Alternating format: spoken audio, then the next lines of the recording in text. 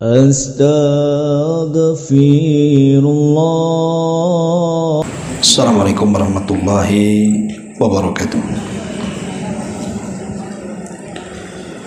Alhamdulillah wassalatu wassalamu ala rasulillah wa ala alihi wa sahbihi wa mawalah wa la hawla wa la quwata illa billahi wa ba'du.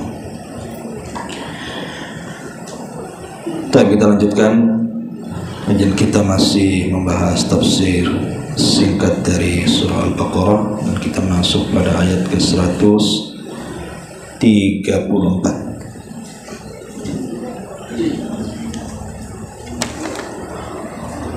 Allah Subhanahu wa ta'ala berfirman, tilka ummatun qad khalat laha ma kasabat walakum ma kasabtum wala tus'aluna amma kanu ya'malun. Wa qalu kunu hudan aw nasara tahtadu qul bal millata ibrahim hanifa wa ma kana minal musyrikin. Itulah umat yang telah berlalu. Bagi mereka apa yang telah mereka usahakan, dan bagi kalian apa yang telah kalian usahakan, dan kamu tidak akan meminta pertanggungjawaban tentang apa yang dahulu mereka kerjakan. Dan mereka berkata, jadilah kalian penganut Yahudi atau penganut Nasrani, niscaya kamu akan mendapatkan petunjuk. Katakan ya Muhammad, tidak, tetapi kami mengikuti agama Ibrahim yang lurus, dan dia tidak termasuk golongan orang-orang yang mempersekutukan Allah Subhanahu wa ta'ala.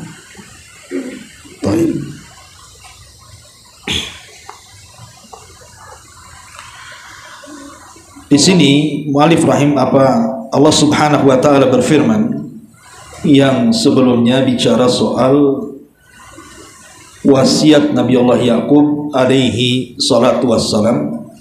Jadi ketika dia mengumpulkan seluruh keturunannya, kemudian dia mengatakan, ma ta'buduna min ba'di, apa yang akan kalian sembah sepeninggalku. Maka anak-anaknya mengatakan, kami menyembah Tuhanmu, Tuhan bapakmu Ibrahim, Ismail, Ishak, yang menyembah satu Tuhan, dan kami semua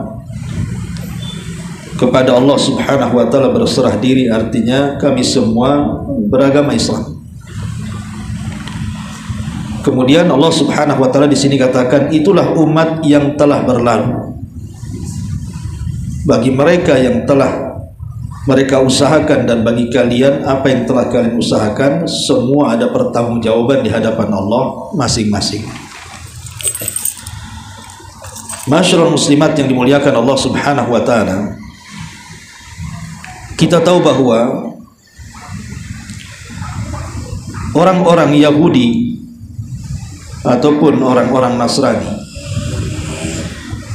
semuanya mengklaim bahwa nasab mereka itu sampai kepada Ibrahim. Semua mengklaim seperti itu, dan itu kita tidak salahkan kalau nasab mereka sampai kepada Ibrahim alaihissalam, karena orang-orang Yahudi dan Nasrani kalau diurut nasabnya sampai kepada Bani Israel.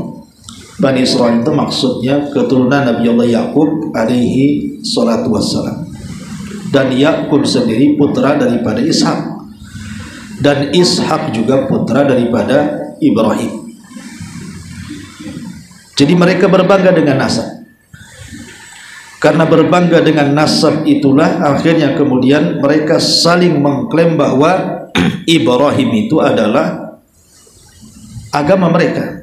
Jadi orang Yahudi mengatakan Ibrahim ya Yahudi, orang Nasrani mengatakan Ibrahim adalah Nasrani. Begitu juga orang-orang musyrik Arab.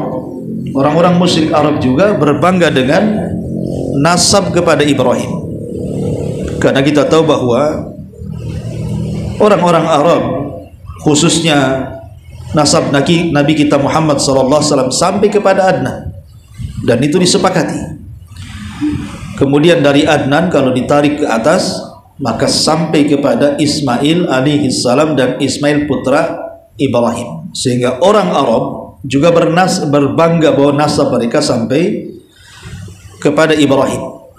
Jadi sini ada 3 kelompok yang berbangga dengan nasabnya kepada Ibrahim. Pertama orang Yahudi, yang kedua orang Nasrani, yang ketiga orang-orang musyrik. Orang-orang musyrik Arab itu berbangga dengan nasab, bahwa nasab mereka sampai kepada Ibrahim alaihi salatu wassalam. Tapi masalahnya, nasab ini di dunia itu hanya sekedar untuk memperkenalkan bahwa si fulan nasabnya sampai kepada si fulan, tidak lebih daripada itu.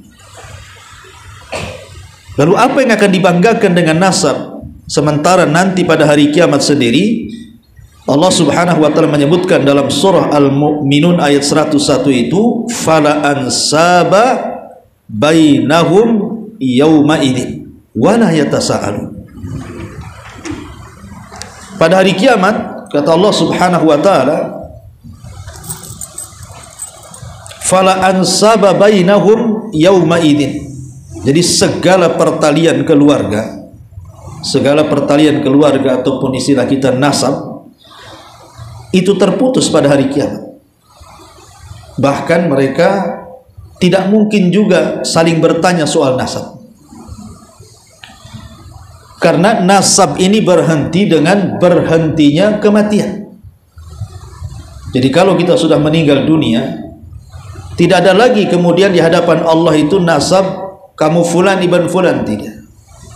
Bahkan kita akan dikembalikan nasab kita kepada bumi yang merupakan asal ciptaan Adam.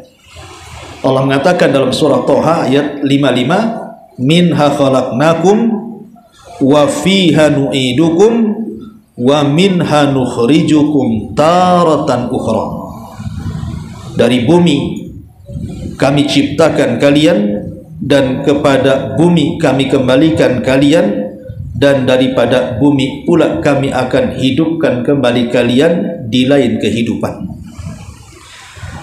Artinya semua nasab yang di dunia dibangga-banggakan itu, si fulan keturunan si Alan, si fulan keturunan Nabi, dan begitu seterusnya, kalau sudah mati nasabnya balik ke tanah lagi, balik ke asal penciptaan Adam lagi.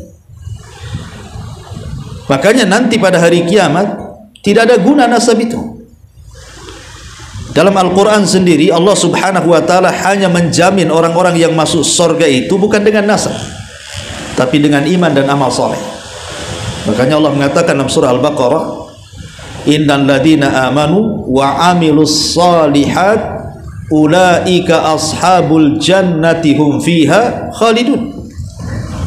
Orang-orang yang beriman dan mereka melakukan amal saleh, maka mereka akan mendapatkan sorga dan dia akan kekal di dalamnya selama-lamanya.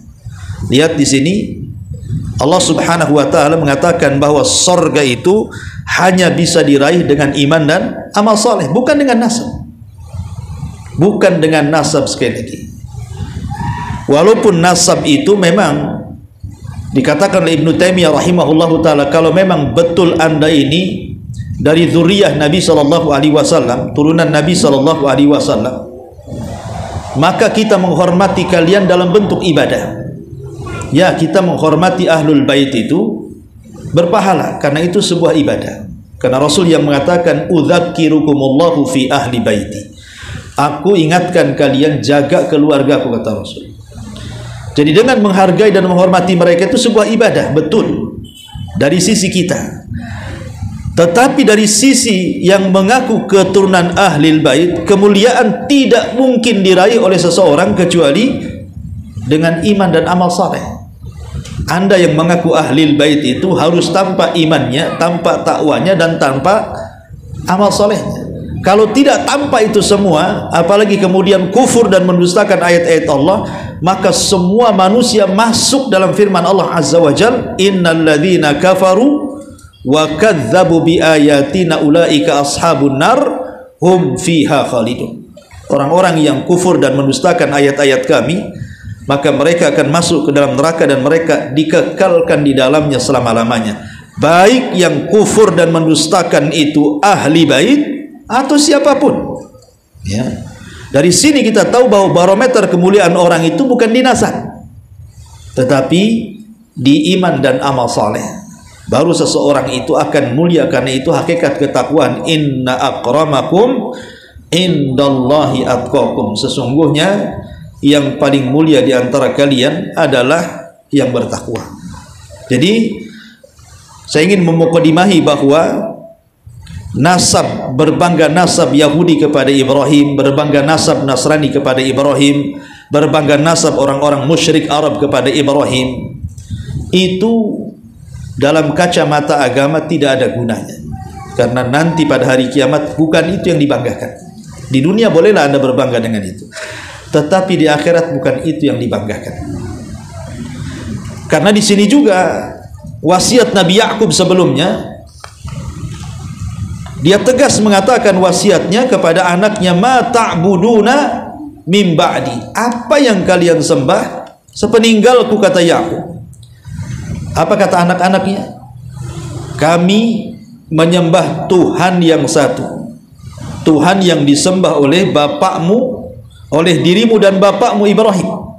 Kemudian mereka mengatakan, kami menyembah Tuhan yang satu, Tuhan yang pernah disembah Ibrahim, Tuhan yang pernah disembah Ismail, dan Tuhan yang pernah disembah Ishak. Kemudian mereka semua mengatakan, wa nahnu lahu muslimun, dan kami semua muslim.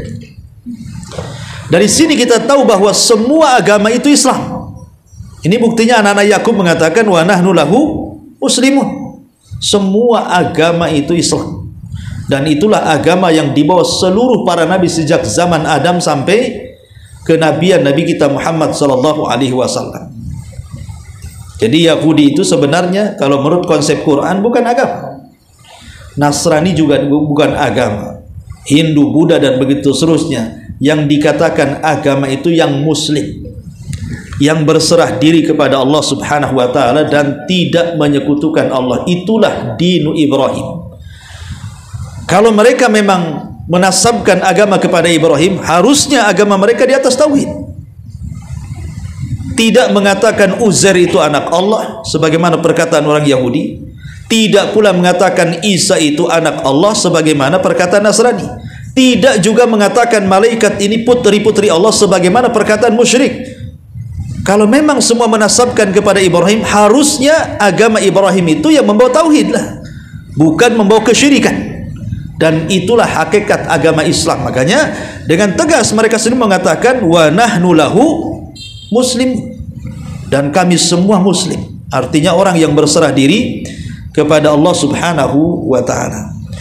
Kemudian Allah Subhanahu wa taala mengatakan di sini, ya, kenapa saya kasih faedah sedikit, kenapa kemudian semua agama itu cuma satu muslim? Karena ini dirangkum dalam sebuah ayat dalam Al-Quran, inna hadhihi ummatukum ummatan wahidatan wa ana rabbukum fa'budu. Sesungguhnya agama tauhid adalah agama satu-satunya sejak zaman Adam sampai yang terakhir, dan Rabb kalian juga adalah Rabb yang satu, maka sembahlah aku, kata Allah. Jadi sini ada kalimat ummatan wahidah, kita ini umat yang satu, artinya muslim sejak zaman Nabi Ibrahim, sejak zaman Nabi Adam sampai Nabi kita Muhammad sallallahu alaihi wasallam. Taib. Di sini Allah Subhanahu wa taala kemudian menceritakan, tilka ummatun qad khalat, mereka umat-umat yang telah berlalu itu. Artinya Nabi sallallahu alaihi wasallam bicara dengan orang-orang Yahudi di kota Madinah. Tilka ummatun qad khalat, itulah umat yang telah berlalu. Umat Ibrahim sudah berlalu, Yakub sudah berlalu, Ismail sudah berlalu, semua para nabi sudah berlalu. Sekarang giliran Nabi kita Muhammad sallallahu alaihi wasallam. Itulah umat-umat yang telah berlalu dari kalangan para nabi dan rasul. Bagi mereka akan ada pahala yang mereka usahakan. Tapi sekarang bagi kalian pun akan mendapatkan pahala atau balasan sebagaimana apa yang kalian usahakan. Dan kamu tidak akan meminta pertanggungjawaban tentang apa yang dahulu mereka kerjakan. Ma'asyiral muslimat yang dimuliakan Allah Subhanahu wa taala, ketika orang-orang Yahudi mengatakan kami tidak akan masuk neraka kecuali hanya beberapa waktu saja, kan pernah saya jelaskan, wa qalu lan tamassana nar illa ayyamam ma'dudat. Mereka berkata bahwa kami tidak mungkin disentuh api neraka kecuali beberapa hari saja.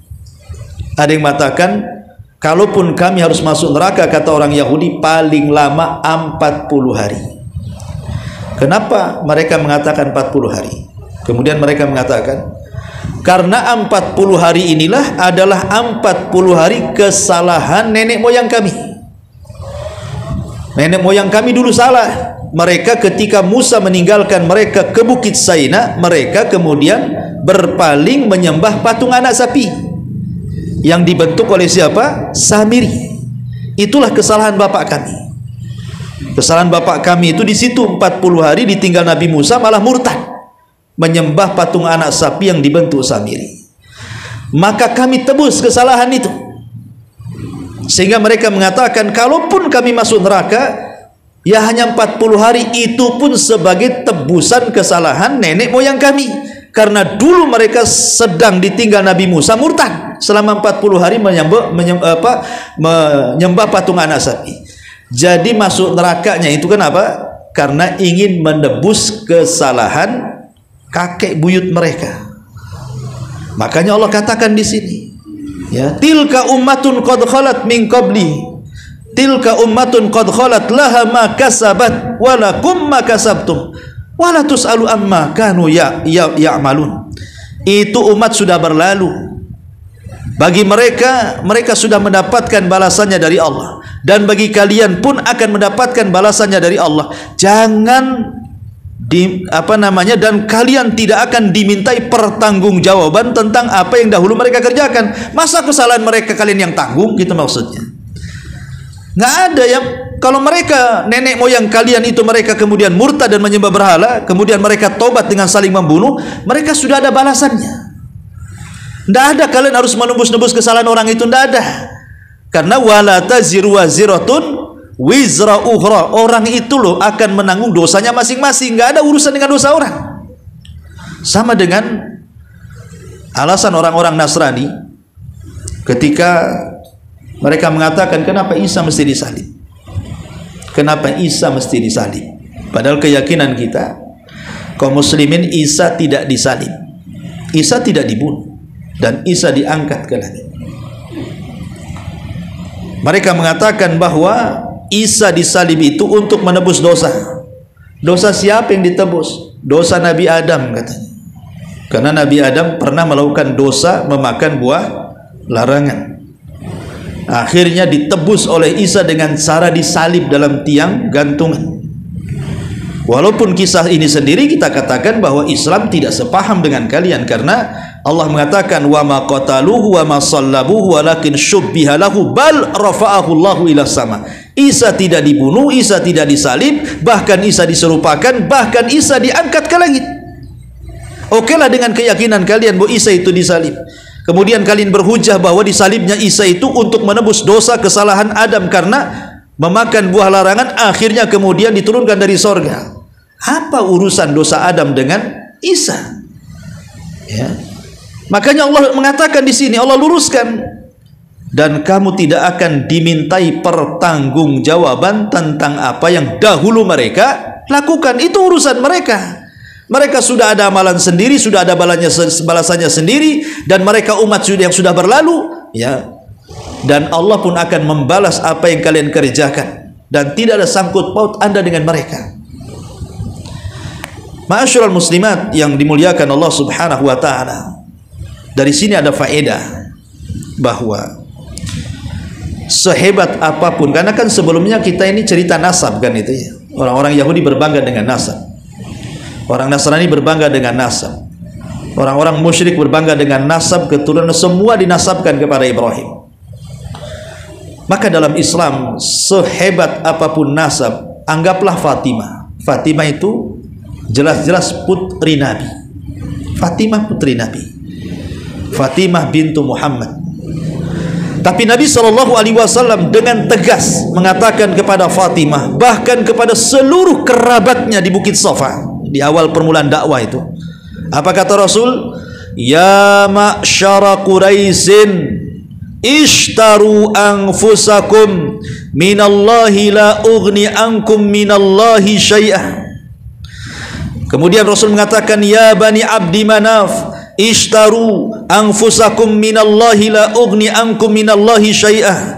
Ya Abbas ibn Abdul Muttalib, ishtaru anka minallahi syai'ah, la ughni anka minallahi syai'ah. Ya Safiyata ammatu Rasulillah, ya sampai kepada ya Fatimata binta Muhammadin salini ma syi'ti la ughni anki minallahi syai'ah.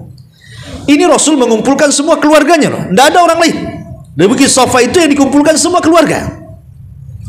Dia mengatakan, hei orang-orang Quraisy, selamatkan diri-diri kalian dari Allah. Aku tidak bisa menyelamatkan kalian. Kemudian disebut paman-pamannya, wahai Bani Abdi Manaf, wahai Abbas, anak daripada Abdul Muttalib, selamatkan kalian dari azab Allah Subhanahu wa taala. Saya tidak mungkin menyelamatkan kalian.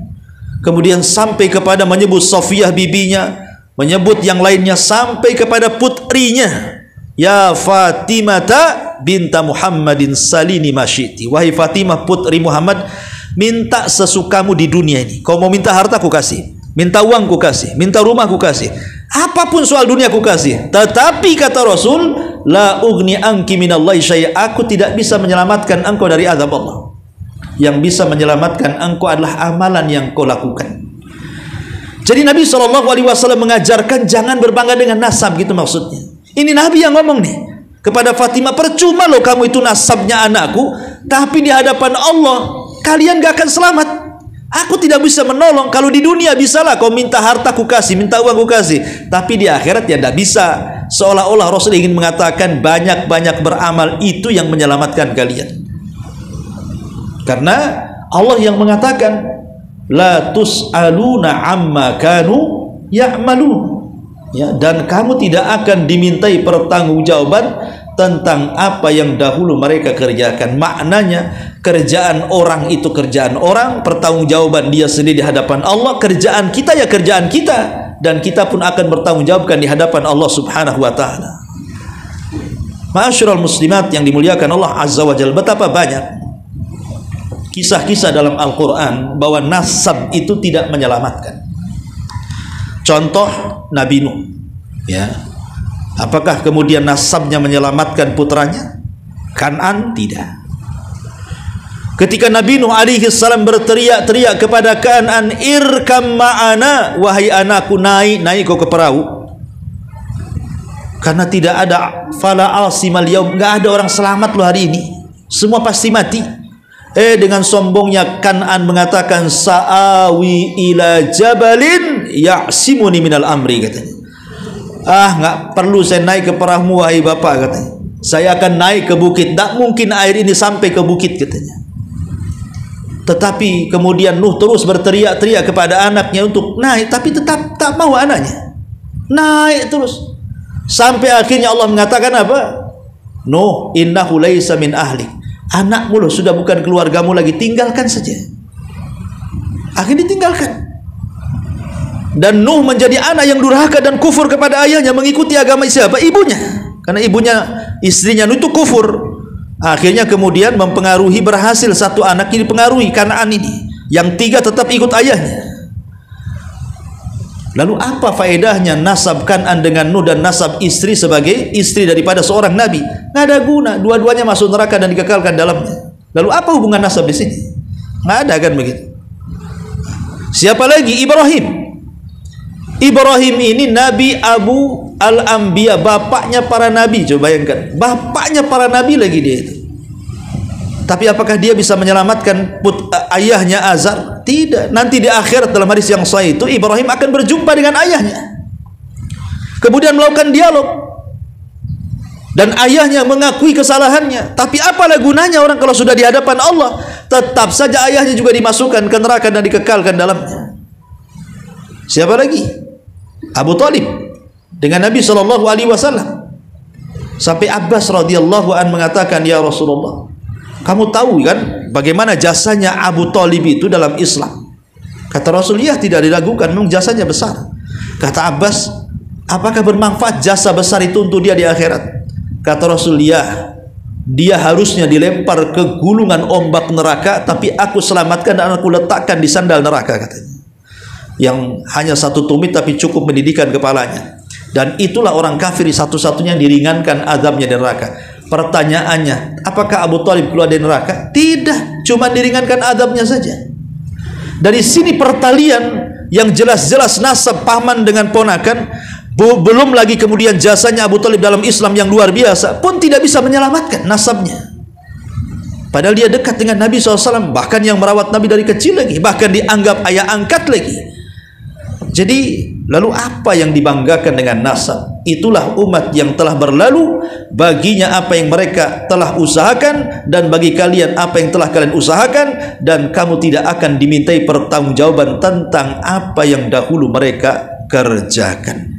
Jadi tidak perlulah seseorang kemudian berbangga-bangga dengan nasab, karena itu salah satu tradisi jahiliyah.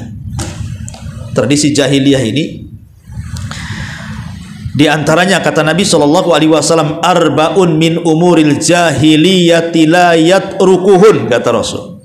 Ada 4 perkara termasuk tradisi jahiliyah yang kalian tidak bisa meninggalkannya. Salah satunya apa? Al-fakhru bil ansab, bangga dengan nasab. Bangga dengan nasab. Bangga dengan nasab tradisi jahiliyah.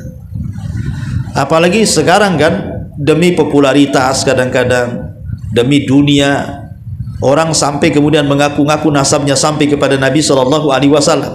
Kan ada juga yang seperti itu.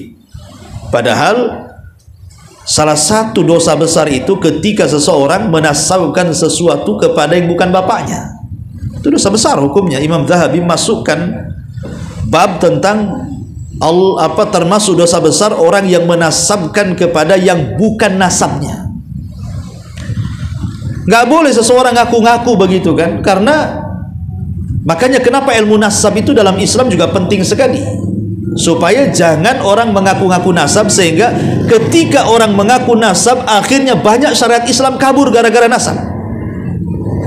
Contoh mamanya nih, ibu ngangkat anak angkat, tiba-tiba kemudian binnya dibinkan siapa?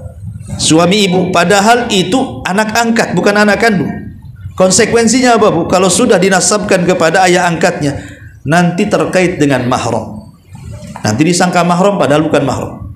Ya.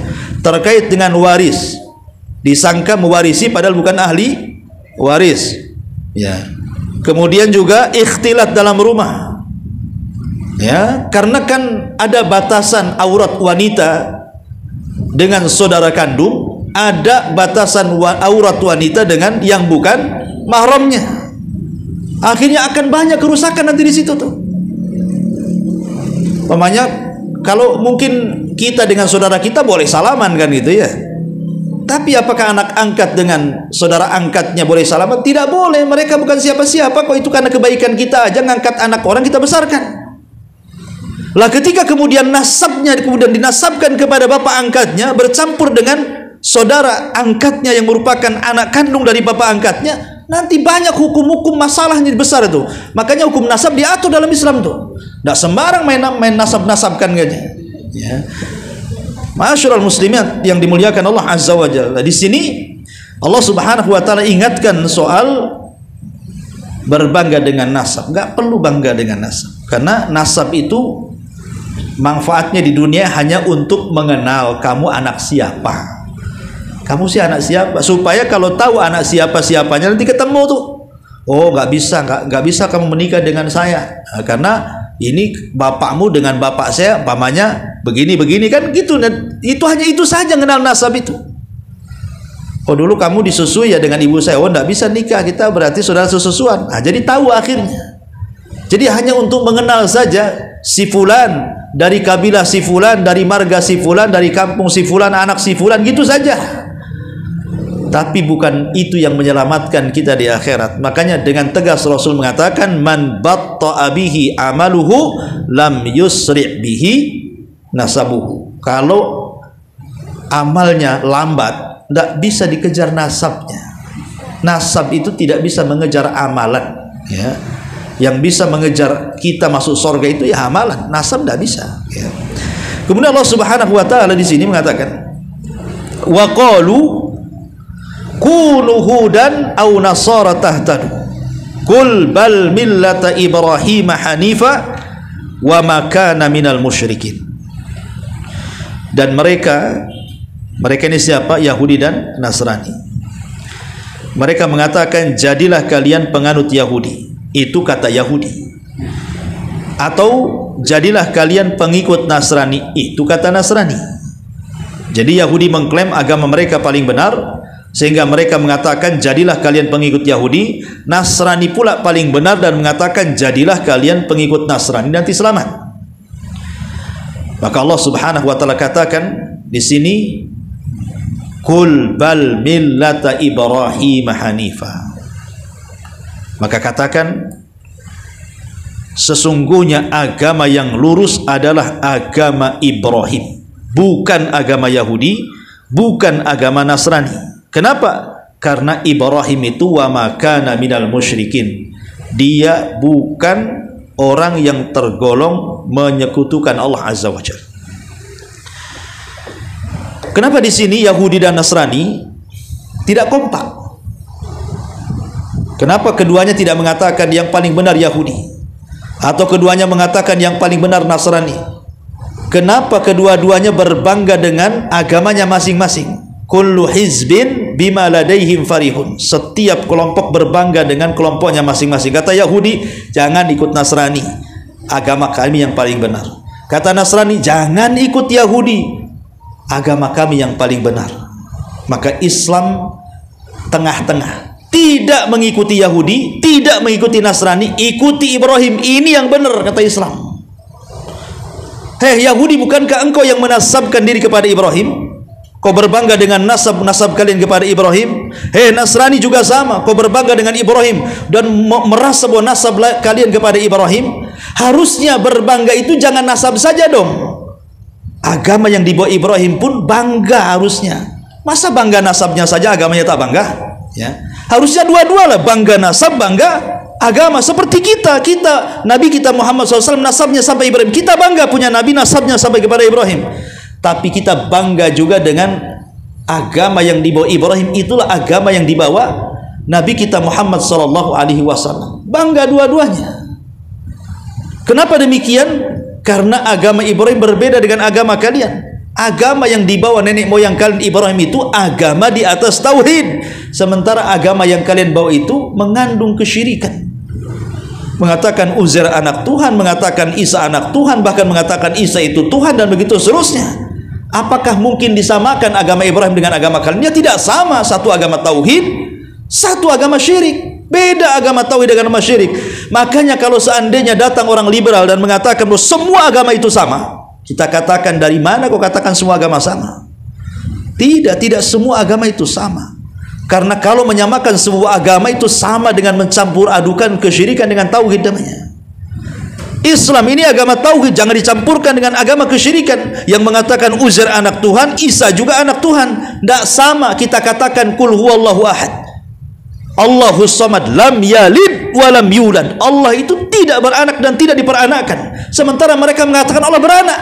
Sama dari mana? Yang satu mengatakan tidak beranak, yang satu mengatakan beranak. Ya tidak sama lah kan begitu.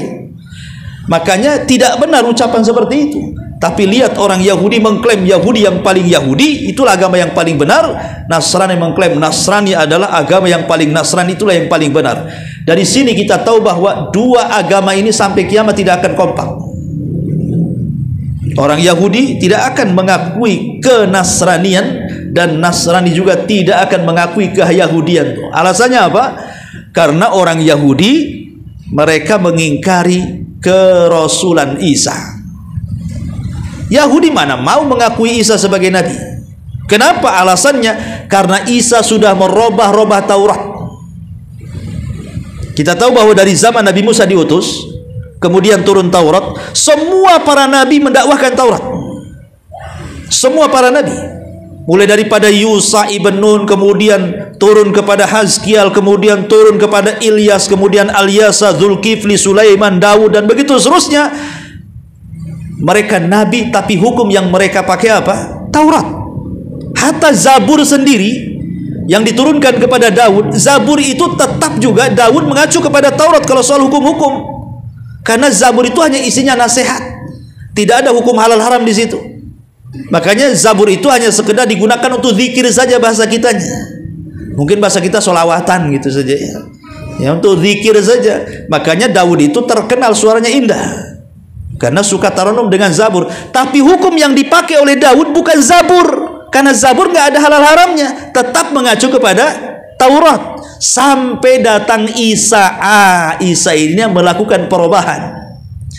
Karena Injil itu ada yang merubah isi Taurat dalam bab halal dan haram tuh. Wali uhilla lakum ma harrama alaikum, dan ada beberapa yang aku halalkan yang dulunya diharamkan kepada kalian, kan begitu.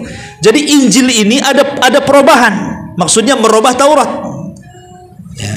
Makanya orang Yahudi marah ya, seolah-olah Isa itu datang hendak merubah-rubah Taurat dengan Injilnya. Maka sejak itulah orang Yahudi nggak mengakui Isa itu sebagai nabi bagi orang-orang Nasrani. Dan Taurat itu adalah kitab satu-satunya yang mereka yakini paling benar. Injil ini adalah rekayasa, gitu ya. Mereka mengatakan rekayasa Isa saja katanya. Makanya dari situ kebencian orang Yahudi memuncak dan tidak mengakui Isa dan Injilnya, bahkan mengkafirkan orang Nasrani. Makanya selamanya orang Yahudi mengatakan apa? Kunu Yahudan, kunu hudan, jadilah kalian penganut Yahudi. Mereka nggak yakin dengan Nasrani. Orang Nasrani pula terbalik gitu ya. Mereka mengatakan kami yang paling benar katanya, karena agama kami menghapus agama lama. Makanya mereka juga tidak mengakui adanya agama Yahudi. Mereka hanya mengakui Tauratnya saja. Kenapa kemudian Nasrani mengkafirkan Yahudi? Karena mereka sakit hati orang Yahudi tidak mengakui kerasulan Isa, dan juga kitab mereka Injil Yahudi tidak mengakui. Makanya di sinagog, di tempat-tempat ibadah Yahudi itu yang ada hanya Injil saja, Taurat saja, Injil tidak ada. Tapi kalau di rumah-rumah ibadahnya orang-orang Nasrani, di situ ada Injil, ada Taurat, dan dua-duanya dipakai. Sehingga ada istilah perjanjian lama disebut dengan Taurat dengan beberapa asfar di situ ya, ada 5 asfar. Kemudian mereka juga punya Injil dengan Injil yang disepakati 4 Injil. Nah, itu yang ada di tempat-tempat ibadah mereka. Artinya tidak secara langsung mereka mengakui adanya Taurat kan. Tapi khusus Yahudi mereka kafirkan. Mereka hanya ambil Tauratnya saja, tapi Yahudinya mereka kafirkan. Alasannya apa? Karena tidak mengakui Isa, itu masalahnya. Lah kalau terang-terangan Nasrani mengkafirkan Yahudi karena mereka tidak mengakui Isa, apa salah kita orang Islam mengatakan Nasrani kafir karena Nasrani tidak mengakui Muhammad Rasul kita? Sebagaimana juga Yahudi kita katakan kafir karena mereka tidak mengakui kerasulan Muhammad SAW. Ya wajar kita kafirkan. Lo orang Nasrani mengkafirkan Yahudi karena Isa tidak dianggap, kemudian kita mengkafirkan Nasrani karena Rasul kita tidak dianggap, apa salahnya? Kita kafirkan mereka karena mereka juga mengkafirkan Yahudi kok. Alasannya sama kan gitu ya, karena Yahudi tidak mengakui Isa. Lah ketika kalian tidak mengakui Nabi kita, ya kita juga kafirkan kalian. Kecuali kalian akui bahwa Muhammad Rasul kita semuanya, baru kita katakan kita cabut itu kalimat kafir. Tapi selama kalian mengingkari Rasul kita Muhammad SAW, mengingkari Quran, selama itu kalian diprediksi kalian adalah kafir dan tidak akan tercabut kalimat kafir sampai beriman dengan Nabi kita. Karena yang mengatakan seperti ini Rasul sendiri, di mana Rasul mengatakan tidak ada satupun Yahudi dan Nasrani mendengar kedatanganku kemudian tidak beriman denganku kecuali dia akan masuk ke dalam neraka jahim, kata Rasul. Itu Rasul yang mengatakan seperti itu. Maka di sini Allah mengatakan wa qalu kunu hudan aw nasara tahtadu. Maka Allah dengan tegas mengatakan, qul, katakan ya Muhammad, bal millata Ibrahima hanifa. Bahkan yang benar itu adalah agama Ibrahim. Karena agama Ibrahim itu agama yang hanif, yang tidak ada kesyirikan di dalamnya. Wa ma kana minal musyrikin, dan dia bukan orang yang melakukan kesyirikan kepada Allah Subhanahu wa taala. Ketika ayat ini turun, jadi ada kisah orang Yahudi datang kepada Nabi sallallahu alaihi wasallam. Orang Yahudi datang kepada Nabi sallallahu alaihi wasallam. Kemudian mereka mengatakan, masuklah ke agama Yahudi, engkau akan mendapatkan hidayah. Maka Rasul mengatakan bahkan agama tauhid adalah agama satu-satunya yang membawa hidayah. Ketika orang-orang Nasrani Najran juga mengatakan seperti itu, maka jawabannya sama, bahwa satu-satunya agama yang membawa hidayah adalah agama tauhid, agama yang pernah dibawa Ibrahim alaihi salatu wassalam. Makanya dengan tegas Allah Subhanahu wa taala mengatakan dalam surah Al-Imran ayat 67, maka na Ibrahimu Yahudiyan wala Nasraniyan walakin kana hanifan muslima. Ibrahim bukan Yahudi, Ibrahim bukan Nasrani, tapi Ibrahim adalah hanif, orang yang beragama lurus yang tidak ada kesyirikan di dalamnya. Inilah diantara catatan tafsir singkat dari surah Al-Baqarah. Wallahu a'lam. Sebelum saya tutup, silakan kalau ada yang bertanya.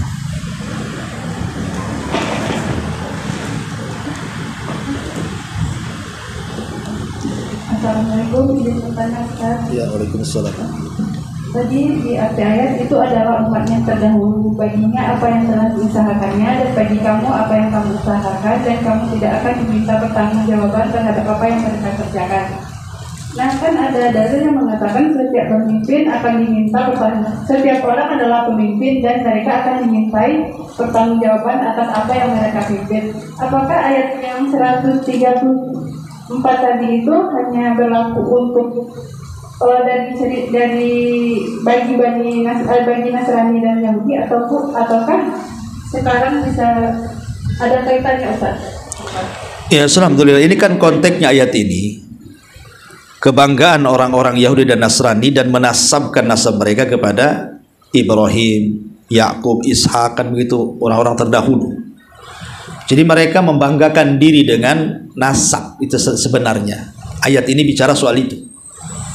Orang Yahudi bangga nasab mereka sampai Ibrahim. Kemudian Nasrani juga sama, bangga nasabnya sampai kepada Ibrahim. Maka Allah mengatakan itulah umat yang sudah dulu-dulu. Ya, ngapain kalian bangga-bangga dengan itu? Kalau hanya sekedar nasab saja. Makanya Islam itu dua, bukan hanya berbangga dengan nasab sampai kepada Ibrahim, tetapi juga berbangga dengan agamanya. Tapi mereka tidak bangga dengan agamanya, hanya nasabnya saja. Lah buat apa kalau nasab dibanggakan? Makanya Allah mengatakan itu umat yang sudah lewat. Bagi mereka apa yang usahakan, bagi kalian juga apa yang usahakan. Dan kalian tidak akan dimintai pertanggungjawaban tentang apa yang mereka lakukan, kan itu. Ini kan umat terdahulu, umat-umat yang sudah lewat gitu maksudnya. Ya, tanggung jawab mereka ya mereka lah masing-masing. Ngapain pula tanggung jawab mereka dilimpahkan ke kita seperti tadi ada penebusan dosa. Ya kan, orang Yahudi akan menebus dosanya nenek moyang mereka yang mereka melakukan penyembahan kepada patung anak sapi, ditebus oleh anak cucu mereka. Gimana cara menebus dosa? Kemudian disalibnya Isa menebus kesalahan Adam, yang nggak ada lah kan itu ceritanya di situ ya.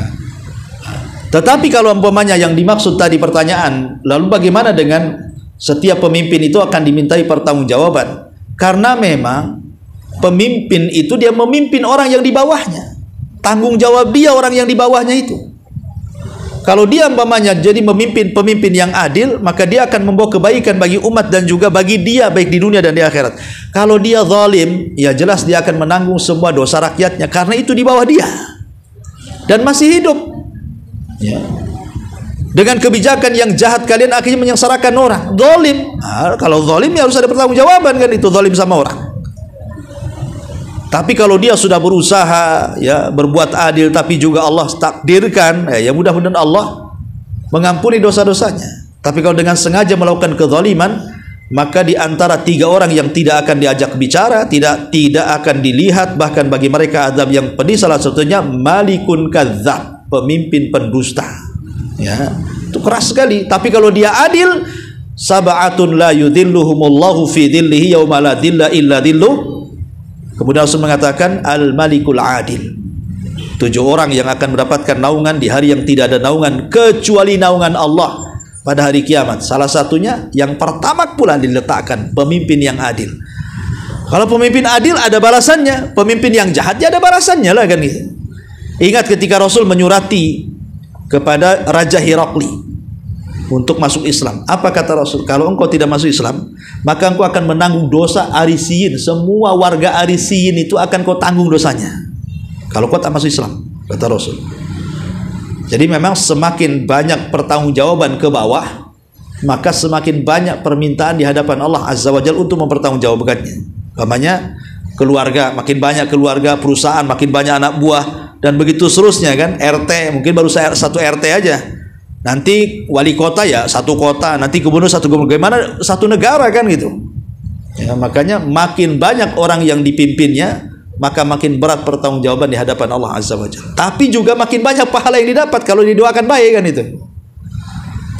Tapi kan kebanyakan para pemimpin ya kalau jauh dari syariat Nabi SAW, dipastikan pemimpin itu zalim ya. Wallahu a'lam. Ustaz, tadi di ayat yang 135 yang terakhir kita baca, dan mereka berkata, hendaklah kamu menjadi penganut agama Yahudi dan Nasrani. Jadi di sini tadi dari penjelasan Ustaz bahwa Rasulullah mendakwahkan agama Islam kepada mereka, justru karena mereka mengajak agar masuk kepada agama Yahudi dan Nasrani. Yang menjadi pertanyaan di zaman sekarang ini, agama Nasrani ini mereka gencar-gencarnya mengembangkan atau mendakwakan agama mereka, sementara Yahudi yang seperti kita lihat sepertinya tidak ada. Nah, itu apa alasan Yahudi ini tidak mengembangkan agama mereka di saat ini? Apakah karena takut ketahuan dosa-dosa atau rencana mereka untuk kaum muslimin dan agama Nasrani? Iya, kalau dikatakan Yahudi tidak menyebarkan agama tidak benar, karena nas Quran yang mengatakan walan tarda ankal yahud walan nasara hatta tattabi'a millatahu. Selamanya orang Yahudi tidak redha, orang Nasrani juga tidak redha, sampai kalian wahai umat Islam mengikuti agama mereka. Berarti di sini ada seruan dari mereka untuk masuk ke agama mereka, baik Yahudi ataupun Nasrani. Tetapi Nasrani memang lebih gencar dibandingkan orang Yahudi. Bahkan nanti di akhir zaman jumlah Nasrani lebih banyak dibandingkan jumlah Islam. Di akhir zaman jumlah orang Nasrani akan mayoritas dan jumlah Muslimin akan minoritas.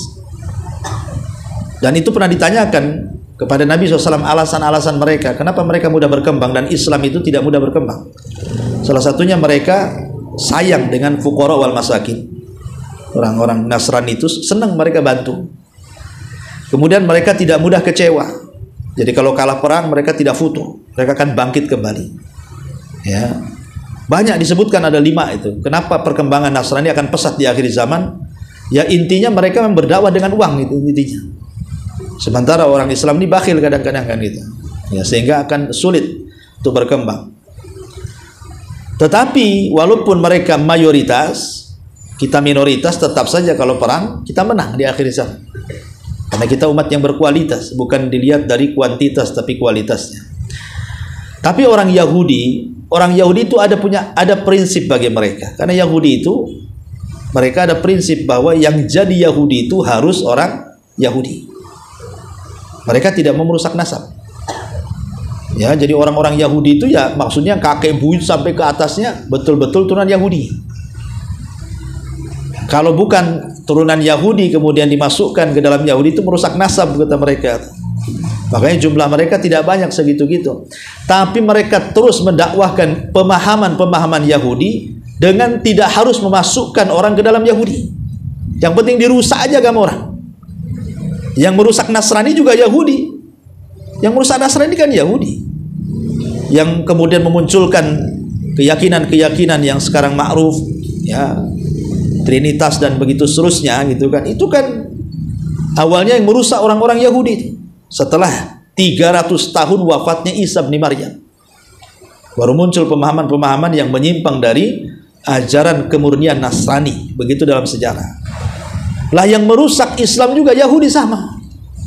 Yahudi yang merusak Islam. Jadi memang dalang yang merusak dua agama itu Yahudi sebenarnya. Karena makanya ketika Rasul menjelaskan tentang iftirakul ummah, perpecahan umat, yang pertama disebut Yahudi dulu tuh. Yahudi berpecah sekian. Baru setelah Yahudi, Nasrani, baru Islam. Seolah-olah apa? Yang mengajari perpecahan itu Yahudi. Karena diletakkan di awal hadis. Baru kemudian Nasrani, baru kemudian orang Islam menyusul. Wallahu a'lam. Ya, saya kira cukup ya. Jam 11. Mudah-mudahan ada manfaatnya. Subhanallah bihamdika. Asyhadu an la ilaha illa anta astaghfiruka wa atubu ilaik. Allahu a'lam. Assalamualaikum warahmatullahi wabarakatuh.